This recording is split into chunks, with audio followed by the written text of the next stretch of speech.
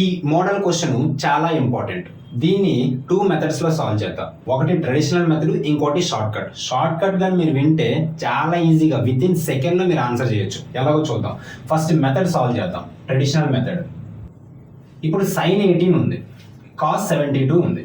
sin 18ని sin 90 minus 72 రాయొచ్చా? ఎందుకంటే 90 minus 72 అనేది 18 వస్తుంది బై ఇక్కడ cos 72 ఉంది.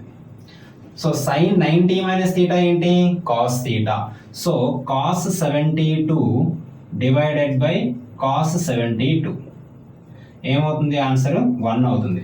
ఇది మెథడ్. షార్ట్ కట్ చూద్దాం. ఇక్కడ రాయాల్సిన పని కూడా లేదు. సైను కాసు అనేవి కాంప్లిమెంట్, ఒకదానికొకటి కాంప్లిమెంట్. సో కాంప్లిమెంట్ వచ్చేటప్పుడు ఏంటేంటి? సైను కాసు, టాను కాటు అండ్ సీకెంట్ కొసీకెంట్. ఇలా కాంప్లిమెంట్ వచ్చేటప్పుడు ఈ రెండు యాంగిల్స్ను చెక్ చేయండి. ఈ రెండు యాంగిల్స్ యాడ్ చేస్తే 90 వచ్చిందే అనుకోండి, డైరెక్ట్గా ఆన్సర్ 1 పెట్టేయండి. 18 ప్లస్ 72 ఎంత? 90. సో డైరెక్ట్గా ఆన్సర్ 1 పెట్టేయచ్చు మనం.